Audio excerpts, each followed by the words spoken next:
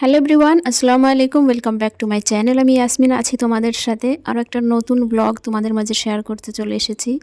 আজকের ভিডিওতে থাকছে আমার কিচেন সংক্রান্ত। আমার কিচেনটা অনেক শখের, আর ইয়াসিনের পাপাকে আমি বলেছিলাম এই ঘরটা করার সময় যে আমার বেডরুম ছোট হোক কিন্তু আমার কিচেনটা বড় হওয়া চাই। আমি কিচেনের কষ্ট অনেক পেয়েছি, ছোট ছোট কিচেনে রান্না করে দেখেছি, মানে অনেক কষ্ট হয়, অনেক কষ্ট।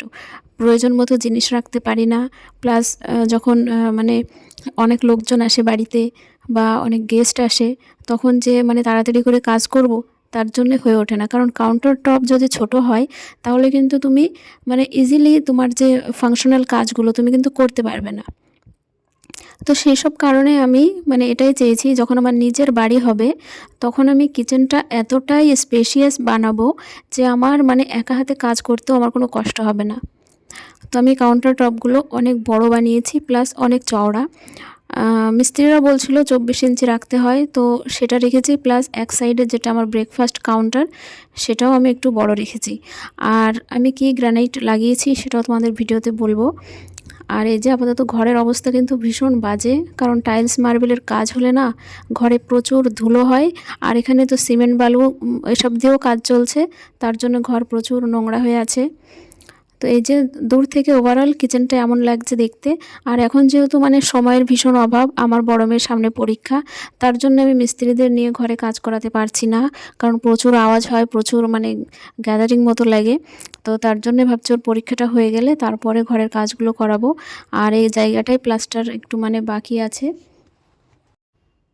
আর এখানে আমার ইচ্ছা আছে একটা লোগো বানানোর, সেটা তোমরা যখন বানাবো তোমরা দেখতেই পাবে। খুব সুন্দর লাইটিং করে সেটাকে রাখবো। এই যে দূর থেকে এমন লাগছে। আর দেওয়ালের যে টাইলসগুলো সেগুলো এখন লাগাতে পারবো না, ওই যে বললাম রিজন একটাই। তো ধীরে ধীরে সব কাজগুলো এভাবেই গুছিয়ে নেব।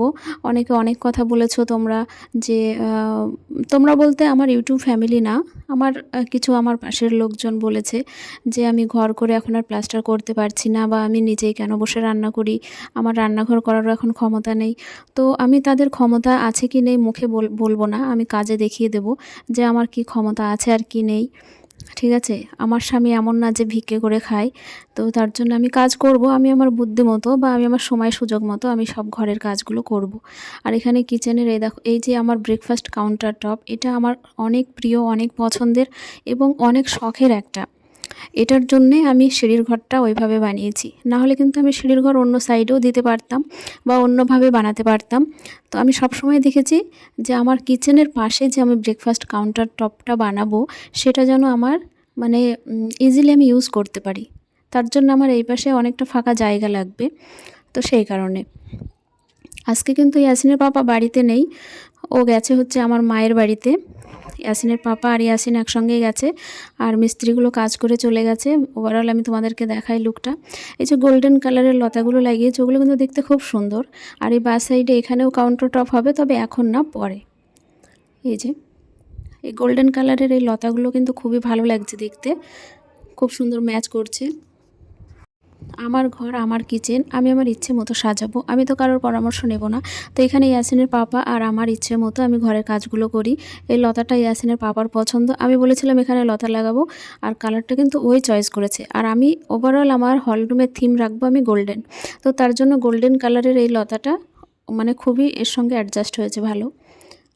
এই যে ঘর বাড়ির অবস্থা অনেক নোংরা।